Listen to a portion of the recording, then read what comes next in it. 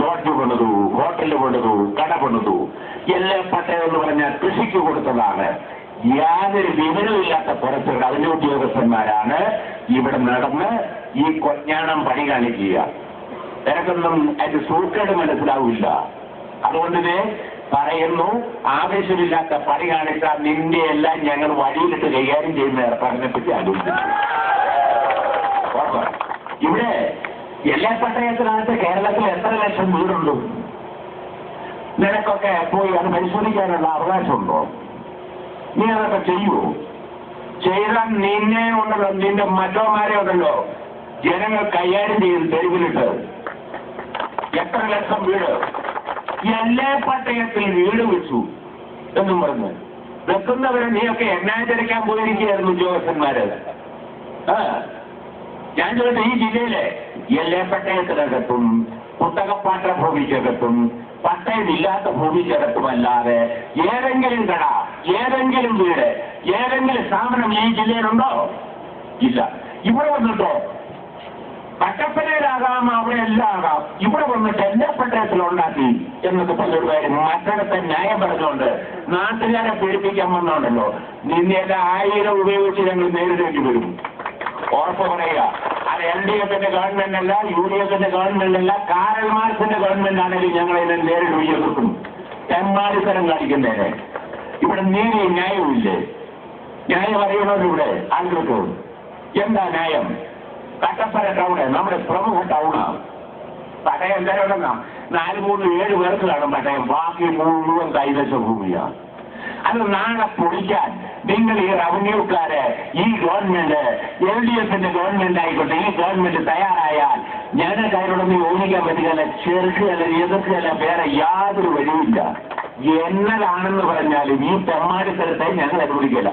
Land bag എന്നിട്ട് revenue ഉദ്യോഗസ്ഥന്മാര് പാവപ്പെട്ട കൃഷിക്കാരെ ലാൻഡ് ബാഗ് എന്ന് പറഞ്ഞാൽ വേറൊന്നുമില്ല, ഭൂമിയുടെ വിവരം ശേഖരിക്കുക, ഒരു ഫോറം ബില്ല് ചെയ്ത് കൊടുക്കുക.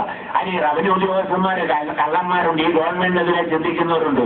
അവന്മാര് പോയിട്ട് തോപ്രാംകുടിയിലെല്ലാം പോയി വീട്ടിൽ പോയി കൊടുക്കുക, ഫോറം കൊടുത്തു. എത്ര ഏക്കറുണ്ട് ചേട്ടാ? 5 ഏക്കറുണ്ട്. കഷ്ടം, നല്ല വീടാണല്ലോ ചേട്ടൻ, ഈ വീട് സഹിതം 10 സെന്റ് കിട്ടും. ബാക്കി ലാൻഡ് ബാങ്ക് അവന്റെ അമ്മയുടെ മറ്റിടത്തോട്ട് ഉണ്ടാക്കുമെന്നാ പറയുന്നത് കൃഷിക്കാരനോട്. മനസ്സിലായില്ലേ? എന്ത് ന്യായമാണ്? ഞങ്ങളെ പിന്നെ എങ്ങോട്ട്, ഏത് ഭൂമിയിലേക്ക് വിടാനാ? ഞങ്ങൾ എവിടെ പോകാനാ? ഈ കേരളത്തിൽ ജീവിക്കുക എന്നുള്ളതല്ലാതെ. അതുകൊണ്ട് ഒരു കാര്യം വളരെ വ്യക്തമായി പറയാം, കരമടയ്ക്കാത്തത് കരം മേടിക്കും. ആ കരം മേടിക്കേണ്ടത് ഉത്തരവുണ്ടോ? ഇല്ല. വാക്കാൽ പറഞ്ഞിരിക്കുക, വാക്കാൽ. അന്വേഷിച്ച് പറഞ്ഞ രേഖാമൂലം നാട്ടുകാരോട് ഇല്ല, ഉത്തരവില്ല. വാക്കാൽ ഏതൊരു കൊഞ്ഞാണൻ പറഞ്ഞു, റവന്യൂ ഉദ്യോഗസ്ഥൻ പറഞ്ഞു എന്നും പറഞ്ഞു, വാക്കാൽ പറഞ്ഞ് ഇവിടെ ആളുകളുടെ വായിൽ മണ്ണിടുന്ന പണിയല്ലേ ചെയ്തുകൊണ്ടിരിക്കുന്നത്. അതുകൊണ്ട് ഇതൊക്കെ തിരിപ്പിക്കുവോ? ഇല്ലെങ്കിൽ ഞങ്ങൾ സർവശക്തി ഉപയോഗിച്ച് നേരിടും. ഞങ്ങളെ ഇപ്പൊ ഇവിടെ ഇങ്ങനെ ഇനി കളക്ടറേറ്റില് അത് കഴിഞ്ഞ ഒരു ബന്ധല്ല, ഒരു ഹർത്താൽ. ബന്ധം എന്ന് പറഞ്ഞാൽ കുഴപ്പമാണ്. ഹർത്താല് അത് കഴിഞ്ഞ സെക്രട്ടേറിയറ്റിൽ ഞങ്ങള് ഒരു സത്യാഗ്രഹം എത്ര ദിവസം വേണമെന്ന് തീരുമാനിച്ചിട്ടില്ല. നാറ്റിക്കേച്ചല്ലാതെ വിടുകയില്ല. ഞങ്ങളെ ആ തരത്തിൽ ആപ്പടിക്കാനായിരുന്നു ആദ്യം വന്നത്. ഏത് ഞങ്ങളുടെ പാർട്ടി ഓഫീസ്. നീയൊന്നുമല്ല, നിന്റെ മറ്റോൻ അടിച്ചാലും ഞങ്ങൾക്ക് കേന്ദ്രീയത പോണാ പുല്ല് എന്ന് പറയും. ഞങ്ങൾ അങ്ങോട്ട് വന്നേരെ കണ്ടുവിടാനാ തീരുമാനിച്ചിരിക്കുന്നത്. ആ പാവം CPIക്കാർ സഹാക്കളുടെ അടുത്ത് പറ്റി പണിയൊക്കെ ഞങ്ങളുടെ അടുത്ത് വന്ന അതോടുകൂടി അവന്റെ അന്ത്യം വന്നു. 16 കേന്ദ്രം വെച്ചേ കൊള്ളുള്ളൂ. അല്ല ധൈര്യം ഉണ്ടായിരുന്നു, വാ കാണാൻ തന്നെ ഞങ്ങൾക്ക് തീരും. ഈടാ ഇത് പണ്ടാരെന്ന് പറഞ്ഞല്ലോ, വെളിച്ചത്തുകാരന്റെ പട്ടിയെ ഉടുക്ക് പൊട്ടി പേടിപ്പിക്കുകയെന്ന് പറഞ്ഞ പണി ഞങ്ങളുടെ ആകെ LDFന്റെ ഗവൺമെന്റായി ഒറ്റ കുഴപ്പമുള്ളൂ ഞങ്ങൾക്ക്. അല്ലയുണ്ടല്ലോ പാർട്ടിക്കും ഇതെല്ലാം കൂടെ ഞങ്ങള് പാർട്ടിക്കും ഒരു സംശയവും വേണ്ട. നിങ്ങൾ ഈ പാർട്ടിക്കാർ ഈ നാട്ടിലെ ആളുകൾക്ക് വേണ്ടി ഒന്ന് എഴുത്. ഇവിടെ കുറെ ആളുകളുണ്ടെന്നും ജീവിക്കുന്നവരുണ്ടെന്നും മനുഷ്യനാണെന്നും ഒന്നെഴുത്. നിങ്ങൾ ആർക്കാരും വേണ്ടി വായിച്ച് കേരളത്തിൽ മുഴുവൻ ഇരിക്കുന്നവരുണ്ടല്ലോ. കൊള്ളാം, എന്തോന്ന് കാണിക്കുക മറ്റേ JCB അവിടെ ഇരിക്കുന്നത് കൊണ്ട് ആരാന്റെ അമ്മയ്ക്ക് ഭ്രാന്ത് വന്നാലേ കണ്ടിരിക്കുന്നതിന്റെ രസമാണല്ലോ. മനസ്സിലായില്ലേ?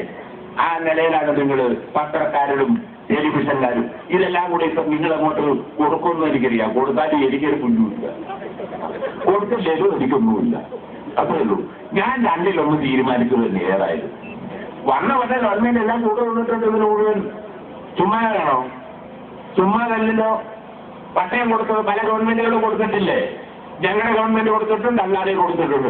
ഇനി ഇപ്പം മാറി ഏതെങ്കിലും കോന്തൻ, സുരേഷ് കുമാർ എന്ന് പറയുന്ന ഒരു കോന്തൻ, അല്ലെ ഇവിടെ സബ് കളക്ടർ എന്ന് പറയുന്ന ഒരു കോന്തൻ വന്ന് പട്ടയം ശരിയല്ല എന്നൊക്കെ പറഞ്ഞാൽ ഞങ്ങൾക്ക് ഒരു രൂപ ചോദിക്കാൻ. പിന്നെ ആരാ കൊടുത്തേ? അച്ചടിച്ചതാണോ ശിവരാജി? ഞങ്ങൾ അച്ചടിച്ചുണ്ടാക്കിയ പട്ടയമാണ് എടുത്തത്. അനുവദിക്കണ്ട. നിങ്ങൾ കൊടുത്തതല്ലേ? നിങ്ങൾ കൊടുത്തത് അംഗീകരിച്ചേ പറ്റൂ. അതുകൊണ്ടുണ്ടല്ലോ ഇവിടെ ആളുകളെ നോട്ടീസ് കൊടുത്ത് ഹരാസ് ചെയ്തല്ല നിർത്തണം. ചിന്നക്കനാൽ പ്രദേശത്ത് ദേവൂളം താലൂക്ക് മുഴുവൻ സ്ഥലത്തെയും പണി നിർത്തണം. ഇല്ലേ ഉണ്ടല്ലോ. ഒരു കാരണവശാലും ഒരു നടക്കിട്ട് പോവില്ല. ഞങ്ങളിതിനെ ശക്തിയെ എതിർക്കും. ഇതിനെ എതിർക്കാതെ പോകാനാവില്ല. ഇതിനകത്ത് കക്ഷിയുമില്ല. ഞാൻ പറയാം, മനുഷ്യ പ്രശ്നമാണ്, മാനസിക പ്രശ്നമാണ്. മാനസിക പ്രശ്നം എല്ലാവരും കൂടണം. മനസ്സിലായില്ലേ? എല്ലാവരും കൂടിയില്ലേ? ചുവന്ന കൊടിയും കൊണ്ട് നടന്നിട്ട് ഊർത്താൻ തന്നാൽ മതി. പിന്നെ ഞങ്ങളെ കയറ്റിപ്പിടിപ്പിക്കാൻ ഒരുപാട് നോക്കിക്കോ. CBI സഖാക്കൾ അവരുടെ പട്ടയം റദ്ദ് ചെയ്യാൻ അപേക്ഷ കൊടുത്തു. വളരെ പത്രക്കാർ എന്നോട് ചോദിക്കില്ല, അയ്യോ അവരങ്ങനെ ചെയ്യുമല്ലോ, നിങ്ങൾക്ക് എന്താ പറയാൻ? അവരോട് ഇത് ചോദിക്കാൻ പറഞ്ഞു. അവരല്ലേ അവരുടെ കാര്യം പറയണ്ടേ? എന്നത് നമ്മളെ കയറ്റി പിടിപ്പിക്കാൻ നോക്കുക എന്ന് പറഞ്ഞാൽ അവര് ചെയ്തതുപോലെ നമ്മളും ചെയ്യണമെന്ന്. അയലത്തട്ടുള്ളവൻ അമ്മയ്ക്കിട്ട് തല്ലുക. അത് കണ്ടാൽ നമ്മൾ കൃത്യമായി അമ്മയുടെ കരണത്തെ രണ്ടെണ്ണം കൊടുത്തില്ലെങ്കിൽ എങ്ങനെയാണ് ശരിയാകുന്നെന്നുള്ള മട്ടിലില്ലേ പത്രക്കാർ നമ്മളെ കെട്ടിപ്പിടിപ്പിക്കാൻ തുടങ്ങുന്നത്. അവര് അവരുടെ പാർട്ടി തീരുമാനിച്ചു വേണ്ടെന്ന്. അതുകൊണ്ട് അവര് നിലപാടെടുത്തു. അവർക്ക് നിരാടെടുത്തു. പട്ടയം വേണ്ടെന്ന് നമ്മൾ എഴുതി കൊടുത്തെന്നോർത്ത് അവരെ ആ കെട്ടിടത്തിൽ നിരക്കി വിടിയില്ല. എല്ലാം നടക്കുള്ളൂ. അതെങ്ങനെ നടക്കാനാ? ഞങ്ങളും കൂടുമല്ലോ നിങ്ങളുടെ കൂടെ. അവർ 59 മുതൽ അവിടെ ഓഫീസുള്ളതാണ്. അതിന് പത്രക്കാരുടെ സർട്ടിഫിക്കറ്റ് ഒന്നും ആരുടെയും വേണ്ട. പണ്ട് മുതലുള്ളതാ. അവരവിടെ ഇരിക്കും. പട്ടയം വേണമെന്ന് നിർബന്ധമൊന്നുമില്ല. മനസ്സിലായില്ലേ? ഞങ്ങളുടെ കയ്യിലിരിക്കുന്ന തരം പട്ടയം ഇല്ലെങ്കിൽ അവിടെ ഇരിക്കും. അത്രേ ഉള്ളൂ. മൂന്നാറിലെ മാത്രമല്ല, ഇടുക്കി ജില്ലയിലെ ആകമാനം CPIM പ്രവർത്തകരുടെ വികാരമാണ് ജില്ലാ സെക്രട്ടറി MM മണിയുടെ നാക്കിലൂടെ പുറത്തു വന്നത്. ഇനിയെങ്കിലും പറയൂ സുന്ദരവിഡ്ഢികളെ, മഹാനായ ഫാരിസ് അബൂബക്കറിനെ വായാടിയായ സഖാവ് അച്യുതാനന്ദൻ വെറുക്കപ്പെട്ടവൻ എന്ന് വിളിച്ചത് തെറ്റല്ലേ? അതൊരു തെറ്റായി പോയി എന്ന് പാർട്ടി സെക്രട്ടറി കീഴ്ഘടകങ്ങളിൽ റിപ്പോർട്ട് ചെയ്യുന്നത് ശരിയല്ലേ? ശരിയും തെറ്റും ചിന്തിക്കാൻ ഒരിടവേള തരാം. ഇടവേളയ്ക്ക് ശേഷം റിപ്പോർട്ടിങ്ങിന്റെ വിശദാംശങ്ങളിലേക്ക്. ഭരണരംഗത്ത് സഖാവ് VS അച്യുതാനന്ദനും വൈതാളികരും എന്തൊക്കെയാണ് ചെയ്തുകൊണ്ടിരിക്കുന്നത് എന്ന് ഇടുക്കിയിൽ കണ്ടല്ലോ. ഇനി സംഘടനാ രംഗത്ത് അദ്ദേഹവും അദ്ദേഹത്തിന്റെ കൂട്ടാളികളും എന്തൊക്കെയാണ് ചെയ്തു കൂട്ടിയത് എന്നറിയണമെങ്കിൽ സംസ്ഥാന സമ്മേളനം അവലോകനം ചെയ്തുകൊണ്ട് CPIM സംസ്ഥാന കമ്മിറ്റി തയ്യാറാക്കിയ വിശദീകരണ കുറിപ്പിലേക്ക് ഒന്ന് നോക്കേണ്ടി വരും. വൻ വിജയമായ കോട്ടയം സമ്മേളനത്തിന് അപമാനം വരുത്തിവെച്ചത് പൊതുസമ്മേളന നഗരിയിൽ ഏതാനും മദ്യപന്മാർ അഴിഞ്ഞാടിയ സംഭവമാണ്.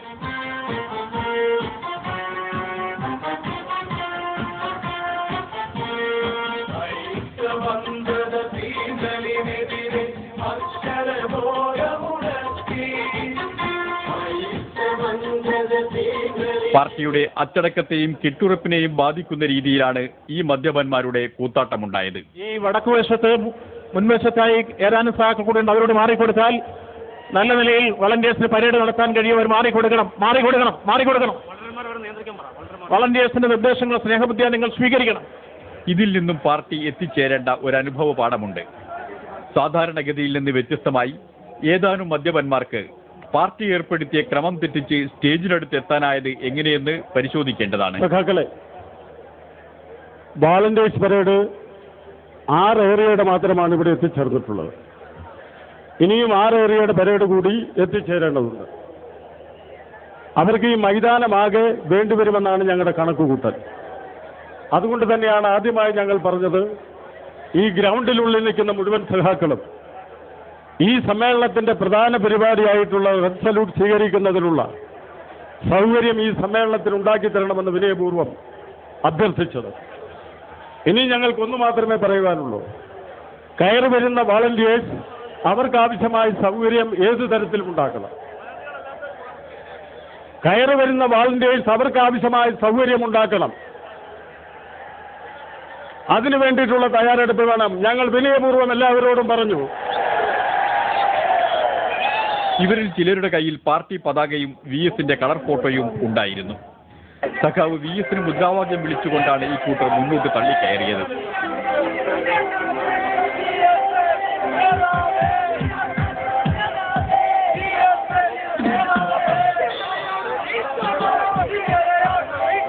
ഏതെങ്കിലും പാർട്ടി ഘടകത്തിന് കീഴിൽ സംഘടിതമായി വന്നവരായിരുന്നില്ല ഇവർ.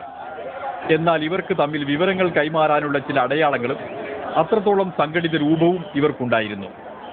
സമ്മേളന സ്ഥലത്ത് പ്രത്യക്ഷത്തിൽ ഇവർ ഉപയോഗിച്ചു കണ്ടത് നല്ല നീളമുള്ള വടിയിൽ കെട്ടിയ സാമാന്യത്തിലധികം വലിപ്പമുള്ള ഒരു പാർട്ടി പതാകയായിരുന്നു. ഇത് ഇടത്തോട്ടും വലത്തോട്ടും വീശി ഇതോടൊപ്പം ചേരേണ്ടവരെ പതാകയുള്ളിടത്ത് എത്തിക്കാനുള്ള ശ്രമമാണ് ഇവർ നടത്തിയത്. പാർട്ടി ജില്ലാ സെക്രട്ടറി അടക്കമുള്ള കോട്ടയം ജില്ലയിലെ നേതാക്കന്മാരെ ബലം പ്രയോഗിച്ച് തള്ളി മാറ്റുന്നതിന് ഇവർക്ക് മടിയുണ്ടായില്ല. യാതൊരുവിധ പാർട്ടി ബോധവും ഉള്ളവരായിരുന്നില്ല ഇവർ. സാധാരണഗതിയിൽ ഇത്തരം ഒരു കൂട്ടം ആളുകൾ കടക്കാൻ പാടില്ലാത്തിടത്ത് കടക്കാൻ സൗകര്യം കിട്ടിയത് ഇവർ സ്വീകരിച്ച അടവ് കൊണ്ടാണ്. കയ്യിൽ പതാകയും VS-ന്റെ ഫോട്ടോയും VS-ന് മുദ്രാവാക്യം വിളിയുമാകുമ്പോൾ ഇവരെ തടയേണ്ട വളണ്ടിയർമാർ അല്പം അങ്കലാപ്പിലാകുന്നു. ഈ സൗകര്യം ഉപയോഗിച്ചാണ് ഇവർ തള്ളിക്കയറിയത്. സഖാവ് VS പ്രസംഗം ആരംഭിച്ചതോടെ മുന്നിൽ വന്ന് ക്യാമ്പ് ചെയ്ത ഇക്കൂട്ടർ തുള്ളിക്കൊണ്ട് ആർത്തട്ടസിക്കാൻ തുടങ്ങി.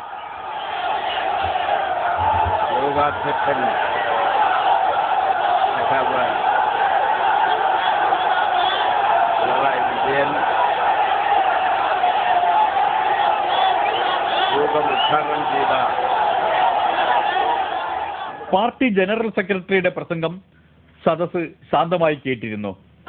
കഴിഞ്ഞ 4 ദിവസമായിട്ട് കോട്ടയത്തിൽ നമ്മുടെ സംസ്ഥാന സമ്മേളനം നടന്നിട്ട് ഞാനതിൽ പങ്കെടുത്തു. എനിക്ക് ഒരു കാര്യം മാത്രമേ പറയാനുള്ളൂ. ഈ സമ്മേളനത്തിൽ നമ്മുടെ പാർട്ടി, മാർക്സിസ്റ്റ് പാർട്ടി ശക്തിപ്പെട്ടിട്ടുണ്ട്. നമ്മുടെ പാർട്ടിയുടെ ഐക്യം ശക്തിപ്പെട്ടിട്ടുണ്ട്. സഖാവ് VS സംസാരിക്കുമ്പോൾ മഴയുണ്ടായത് ചെറിയ പ്രയാസമുണ്ടാക്കിയെങ്കിലും സദസ് സഖാവിന്റെ പ്രസംഗം കേൾക്കാൻ ആഗ്രഹിച്ചിരിക്കുകയായിരുന്നു. അപ്പോഴാണ് ഇക്കൂട്ടർ സദസ്സിന് ചേരാത്ത ബഹളം ആരംഭിച്ചത്. ഒരു ഘട്ടത്തിൽ സ്റ്റേജിലേക്ക് ഇവർ കുപ്പി വലിച്ചെറിയുകയും ചെയ്തു. ആയിരക്കണക്കിന് ആളുകൾ പങ്കെടുത്ത മഹാസമ്മേളനം 10-200 പേർ ചേർന്ന് അലങ്കോലപ്പെടുത്തുന്ന കാഴ്ച പാർട്ടി ജനറൽ സെക്രട്ടറി അടക്കമുള്ളവർക്ക് നിസ്സഹായരായി കാണേണ്ടി വന്നു. 72. ഇത്തരമൊരു അപമാനം കേരളത്തിലെ പാർട്ടിക്ക് സംഭവിക്കാതിരിക്കാനുള്ള ജാഗ്രതയും മുൻകരുതലും ആവശ്യമാണ്. പാർട്ടി ഘടകങ്ങൾ സംഘടിപ്പിച്ചു വരുന്നവരല്ലാത്ത നല്ലൊരു ഭാഗം ആളുകൾ ഇത്തരം റാലികളിൽ പങ്കെടുക്കുന്നത് സ്വാഭാവികമാണ്. പ്രശ്നങ്ങൾ ഉണ്ടാക്കുന്നതിന് ഒരുങ്ങിപ്പുറപ്പെട്ടവർ പതാകയും ഫോട്ടോയുമേന്തി പ്രത്യേക മുദ്രാവാക്യം വിളിച്ച് തള്ളിക്കയറുകയാണ്. പാർട്ടി പതാകയും നേതാവിന്റെ ഫോട്ടോയും കാണുമ്പോൾ വളണ്ടിയർമാർക്ക് നിസ്സഹായത അനുഭവപ്പെടരുത്. സിദ്ധാന്തപടുവായ പ്രകാശ് കാരാട്ടിന്റെയും പ്രയോഗപടുവായ പിണറായി വിജയന്റെയും മൂക്കിന് കീഴിൽ ഇങ്ങനെയൊരു അടവ് വിജയിച്ചത് കൊണ്ടാണോ ഓർക്കാട്ടേരിയിലെയും ഷൊർണൂരിലെയും ഒരു കൂട്ടം ആളുകൾ പാർട്ടി പതാകയും കയ്യിലേന്തി ജില്ലാ ഭാരവാഹികളെ തള്ളിമാറ്റി മുന്നേറുന്നത്? അതൊന്ന് പരിശോധിക്കാം ഈ ഇടവേളയ്ക്ക് ശേഷം.